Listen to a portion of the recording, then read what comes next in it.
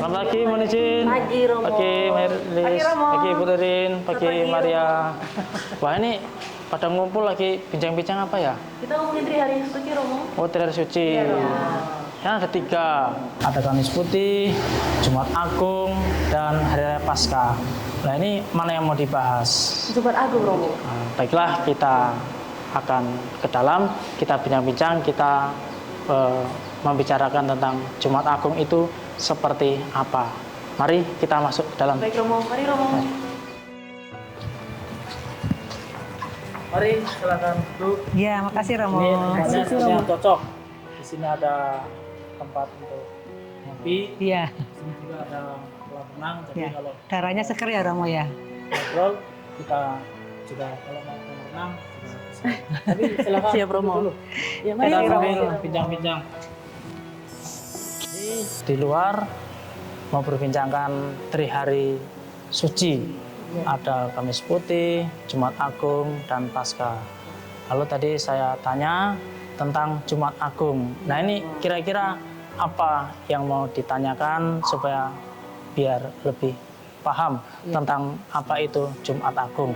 Ya Romo, kita kan sebentar lagi memperingati hari Jumat Agung ya. Ya. Romo, ya.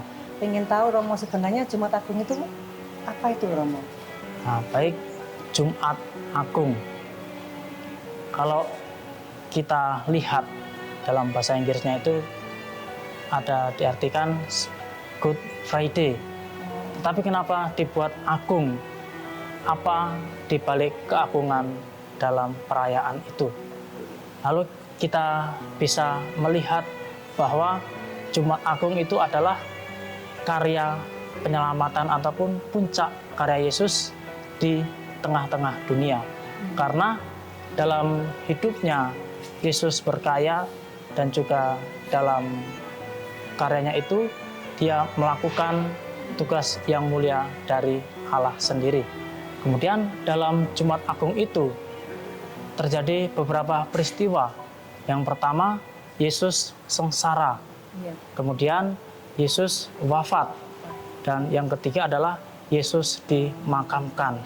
Nah, dengan demikian Jumat Agung itu adalah perayaan yang agung karena Tuhan Yesus wafat demi manusia untuk menebus segala dosa manusia. Nah, itu seputar Jumat Agung. Mungkin ada lagi yang mau ditanyakan seputar Jumat Agung. Iya, Mo. Itu kan kalau Jumat Agung itu kan nggak ada misa ya, Mo. Ya, benar, tidak ada Kenapa misa. itu, Mo? Kenapa? Terus ibadahnya bagaimana, Mo? Nah, baik. Terkadang banyak orang juga menanyakan seperti itu. Kenapa kok Jumat Agung tidak ada misa? Kemudian hanya ibadah. Lalu bagaimana itu dilaksanakan? Komuni Kudus. Nah, ini ada kaitannya dengan pertanyaan tadi. Kenapa tidak ada Ekaristi? Karena Jumat Agung inilah masa wafat Yesus Kristus, maka dalam suasana keheningan, maka dalam gereja ataupun dalam ibadah Jumat Agung itu tidak ada musik dan juga hiasan-hiasan altar yang ada di gereja itu tidak ada. Biasanya kalau hari-hari biasa altar ada bunga, ada lilin, dan juga ada dekorasi lain yang mendukung perayaan ibadah. Tetapi dalam Jumat Agung ini altar itu kosong, tidak ada apa-apa. Dan kemudian dalam komuni kudus itu kita terima komuninya dari mana? Nah, kan dalam Jumat Agung sebelumnya kita merayakan Kamis Putih. Iya. Kamis Putih itu sebagai perayaan perjamuan terakhir Yesus Kristus. Maka dalam Kamis Putih itu, dalam konsekrasi hosti itu diperbanyak sehingga bisa dipakai ataupun dibagikan ketika dalam ibadah Jumat Agung. Nah, dengan demikian Komuni Kudus itu dilaksanakan dalam Jumat Agung, dan sebisa mungkin hosti itu harus dihabiskan karena besok sudah masuk ke Vigili Paskah, malam Paskah. Di situ akan dikonsekrir hosti yang baru dan akan dibagikan kepada umat yang lain. Nah, itu penjelasan tentang kenapa Jumat Agung tidak ada perayaan Ekaristi. Terima kasih Romo. Mungkin dari Mbak Maria ada yang mau ditanyakan? Benar Romo, ini menambah wawasan kita ya tentang Jumat Iya. Agung. Iya. Tapi mungkin mau dapat dijelaskan ya Romo, untuk kita sebagai umat Katolik, apa sih maknanya Jumat Agung itu? Bagaimana kita memaknainya juga? Bagaimana kita merayakannya? Menerima Tuhan Yesus sengsaranya dalam hati kita. Nah, baik, ini menjadi puncak dalam Jumat Agung. Lalu apa yang bisa kita ambil? Kita sebagai umat Katolik, kita juga harus bisa mengetahui apa makna yang bisa dilakukan sebagai umat Katolik sendiri. Yang pertama adalah dengan melihat perjalanan Yesus sendiri. Yesus melaksanakan perintah dari Allah sendiri.